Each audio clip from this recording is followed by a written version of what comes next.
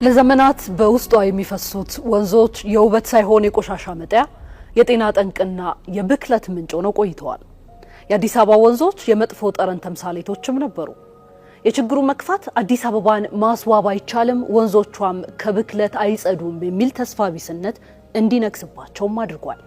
ጥያቄው ግን ነው፣ ሸገርን ማስዋብ አይቻልም የሚለውን የተስፋ ቢስነት ግንብ ሰብሮ ንጹህ አየር መተንፈስ በእርግጥ ይቻላል? ቆይታችን ይህን ይመልሰዋል። ዛሬ ያ የቆሻሻ ታሪክነት ተቀይሯል። የከረፋው ሽታ በንጹህ አየር፣ ጥቁሩ ውሃ በሰው ሰራሽ ሐይቆች ተተክቷል። የቆሻሻ ማጠራቀሚያ የነበሩ ሸለቆች ወደ ዓለም አቀፍ የቱሪስት መዳረሻነት ተሸጋግረዋል። የጭስና የብክለት ማዕከል የነበሩ ዳርቻዎች ወደ አረንጓዴ ገነትነት ተለውጠዋል። ዛሬ የምንመለከተው በጠቅላይ ሚኒስትር አብይ አህመድ አነሳሽነት የተጀመረውንና የመዲናዋን ገጽታ የቀየረውን የሸገርን ማስዋብ የወንዞች ዳርቻ ልማት ፕሮጀክት ነው። የአዲስ አበባ ወንዞች ከአፍሪካ በብክለታቸው ተጠቃሽ ከሚሆኑበት ደረጃ ላይ ደርሰው እንደነበረ ይታወሳል። ኢትዮጵያ በወንዝ ተፋሰስ ከአፍሪካ አራተኛ ደረጃ ላይ የምትገኝ ማማ ብትሆንም መዲናዋ አዲስ አበባ ግን በውስጧ የሚያልፉትን ወንዞች በአግባቡ ባለመያዟ ለከፍተኛ ስነ ምህዳራዊ አደጋ ተጋልጣ ቆይታለች። በተለይም የአቃቂ ወንዝ በአፍሪካ በብክለቱ ተጠቃሽ እስከመሆን ደርሷል። ለዋሽ የሚገበረው የአቃቂ ወንዝ ታላቁን የዋሽ ወንዝ ሳይቀር ተበክሎ የበከለው አደጋ ላይ ጥሎትም ሰንብቷል። ይህንን ታሪክ ለመቀየር በ2011 ዓ.ም ጠቅላይ ሚኒስትር አብይ አህመድ አነሳሽነት ሸገርን ማስዋብ ፕሮጀክት ይፋ ተደረገ። ዓላማው ከተማዋን ለነዋሪዎቿ ምቹ፣ ለቱሪስት ሳቢና ለአካባቢ ጥበቃም የታደሰች ከተማ ማድረግ ነበር። የተቀናጀ የአረንጓዴ ኢኮኖሚ ስትራቴጂ አካል የሆነው የሸገርን ማስዋብ ፕሮጀክት የፓርክ ግንባታዎች፣ የኮሪደር ልማቶች፣ ደን ተከላና የአካባቢ ጥበቃን አቀናጅቶ የያዘ ነው። አዲስ አበባን እንደ ስሟ ውብና ለኑሮ ተስማሚ የማድረግ ራዕይን ሰንቆ የተነሳው የሸገር ማስዋብ ፕሮጀክት በሁለት ዋና ዋና ምዕራፎች ተከፍሎ የተከናወነ ነው። እስኪ እንመልከታቸው። ከ5 ኪሎ እስከ ቦሌ ያለው የፕሮጀክቱ የመጀመሪያ ክፍል ስራ ከፍተኛ የዲፕሎማሲ ፋይዳ ያላቸው ስፍራዎችን ያካትታል።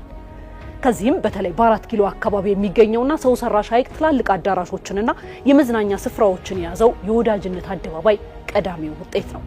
ዛሬ ላይ በሸራተን ሆቴል ፊት ለፊት የሚገኘው ወዳጅነት አደባባይ የዓለም አቀፍ ስብስባዎችና የቤተሰብ መዝናኛ ማዕከል እስከመሆን ደርሷል። ከእንጦጦ ተራራ እስከ ቦሌ ድልድይ ያለው 12 ኪሎ ሜትር ርቀት የድንጋይ ንጣፍ፣ የአረንጓዴ ስፍራዎችና የቆሻሻ ማጣራ ጣቢያዎች ግንባታም የዚሁ አካል ናቸው። ታሪክን ከተፈጥሮ ጋር ያስተሳሰረው አንድነት ፓርክም እንዲሁ የብስክሌትና የእግር መንገድ የያዘውን የእንጦጦ ፓርክ የዚህ የመጀመሪያው ምዕራፍ ስኬቶች ተደርገው የሚቆጠሩ ናቸው። ሁለተኛው ምዕራፍ እንመልከት። ቀጣይነት ያለው ልማት ወደ ደቡብ አቅጣጫ የተዘረጋበት ነው። ይህም በርካታ ግዙፍ ግንባታዎችን አቅፏል።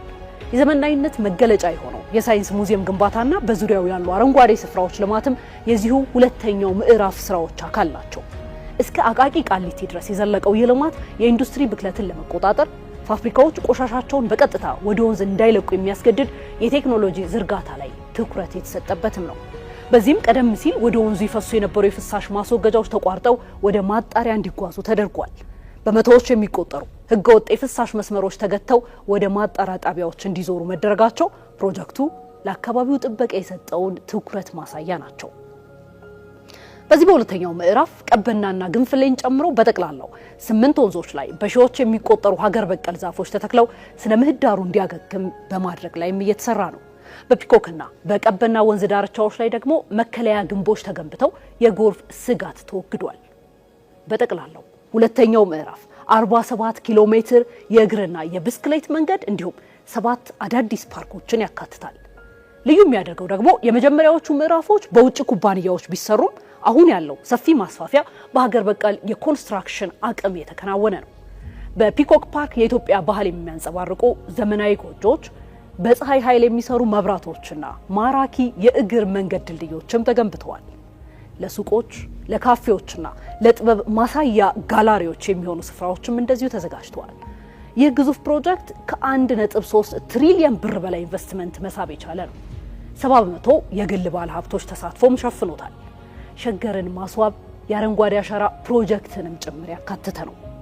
በሀገር አቀፍ ደረጃ የአረንጓዴ አሻራ ተጽዕኖን ጨምሮ የደን ሽፋኑ ከ17.2 በመቶ ወደ 23.6 በመቶ ያደገ ሲሆን በዚህ ለውጥ ውስጥ ታዲያ የወንዝ ዳር ልማት የራሱ አስተዋጽኦን አድርጓል።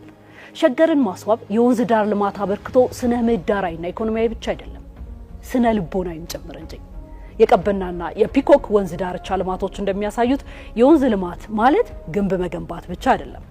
የፍሳሽ ቆሻሻን በመጥለፍ የወንዞችን የተፈጥሮ ህይወት መመለስም ጭምር ነው። ዛሬ ወንዞች ከደለልና ከቆሻሻ ጸድተው ዳርቻዎቻቸውም በሀገር በቀል ዛፎች አጊጠው ለከተማዋ ሳንባ እየሆኑ ይገኛሉ። የልማት የአዲስ አበባን ወደ ቱሪስት መዳረሻነትም ቀይሯታል። ቀደም ሲል ለቱሪስቶች አዲስ አበባን እንደ መተላለፊያ ብቻ ይጠቀሙባት የነበረ ሲሆን አሁን ግን ለቀናቶች የሚቆዩባቸው መዳረሻዎችም ተፈጥረዋል። ይህ ደግሞ ለሺዎች የሚቆጠሩ ወጣቶች የሥራ ዕድል እንዲያገኙ አድርጓል። ፕሮጀክቱ ትልቁ ስኬት በህዝብ ዘንድ የነበረውን አይቻልም የሚል የስነ ልቦና ስብራትን መጠገኑ ነው።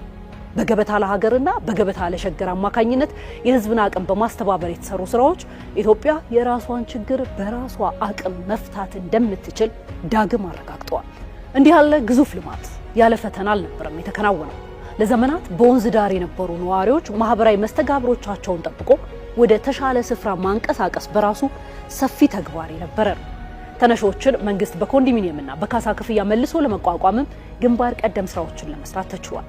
ከፈተናው ባሻገር አወንታዊ ፋይዳውን ስንመለከት ደግሞ የሸገር ማስዋብ ፕሮጀክት ለብዙ ሺህ ወጣቶችና ባለሙያዎች የስራ ዕድልን መፍጠር የቻለ ሆኗል።